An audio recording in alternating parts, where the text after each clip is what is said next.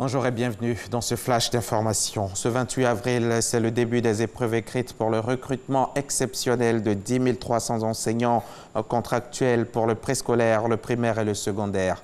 Le Premier ministre a lancé le concours ce matin.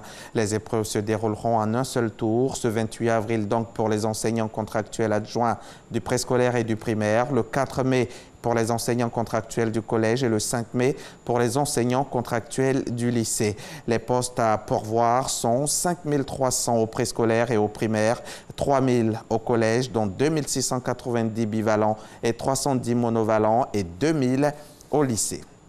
On va parler mérite et excellence dans ce flash. Tchakba Laurent, le ministre de l'Hydraulique, a remis cette semaine les prix d'excellence aux entreprises des secteurs eau et route, mais les entreprises classées 2e et 3e. Les super prix ayant été remis lors de la cérémonie officielle du prix national d'excellence édition 2018.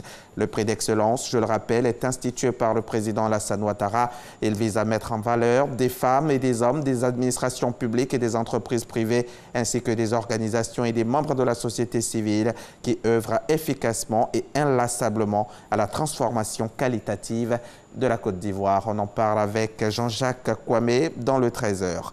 Dans le cadre de l'exécution de sa mission d'assistance technique, le gouvernement chinois vient d'offrir un important lot de matériel agricole à la Côte d'Ivoire. La remise de ces équipements s'est effectuée sur le site du projet d'aménagement du périmètre rizicole de Guiguidou dans le département de Divo.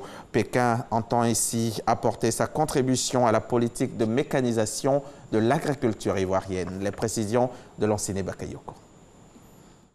Des moissonneuses, des batteuses et des motoculteurs, des répiqueuses mais aussi des décortiqueuses et des traiteurs de semences. Ces équipements mis à la disposition des producteurs nationaux rentrent dans le cadre de la coopération sino-ivoirienne, en particulier dans le domaine de la mécanisation agricole. Ces matériels seront mis en service dans le programme d'expérimentation, de démonstration et de formation mené conjointement par l'ADERI et les experts chinois à Guiguidou, à Yamoussoukro et à d'autres périmètres rizicoles. Tous ces projets sont inscrits dans le programme national de développement de la riziculture en Côte d'Ivoire. Ce matériel, pour la plupart, servira à renforcer notre approche de petites et moyennes entreprises agricoles et prestataires de services mécanisés. Une approche qui vise, à travers la promotion de l'implication du secteur privé, à améliorer le taux de mécanisation des opérations culturelles en riziculture. Avec l'introduction de nouvelles variétés, le secteur sémencier va également être renforcé. Objectif, répondre aux besoins de consommation des populations ivoiriennes. À travers ces nouveaux modèles de coopération bilatérale, la Chine entend soutenir la Côte d'Ivoire dans ses efforts visant l'autosuffisance en riz et surtout l'augmentation du niveau de transformation de l'ensemble de ses produits agricoles.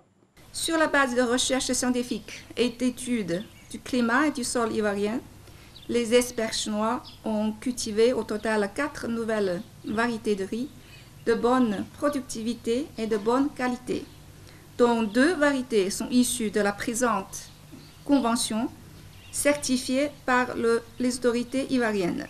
En plus du secteur agricole, la Chine prend part à de grands projets structurants en Côte d'Ivoire. On peut citer l'extension du port d'Abidjan, le barrage de Soubré ainsi que le ravitaillement en eau potable de la capitale économique. Au Bénin, les bureaux de vote ont ouvert ce matin à 7 h heure locale pour des élections législatives sans opposition. Seuls les partis acquis au président Patrice Talon ont été autorisés à concourir. Toutes les listes de l'opposition ont en effet été invalidées.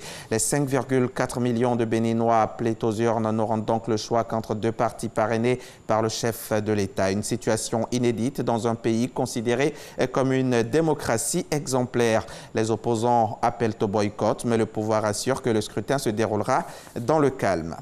6 semaines après avoir été très durement frappé par Idai, le Mozambique a de nouveau été touché jeudi par un violent cyclone, Kenneth. Selon un bilan établi samedi, au moins 5 personnes ont été tuées dans l'extrême nord du pays et de nombreux villages ont été détruits. Si Kenneth a fait moins de morts que le cyclone du mois dernier, c'est que la province du Cabo Delgado est nettement moins peuplée que celle de Beira. Idai avait provoqué la mort d'1 millier de personnes dans cette région du centre et au Zimbabwe voisin. C'était le 14 mars dernier.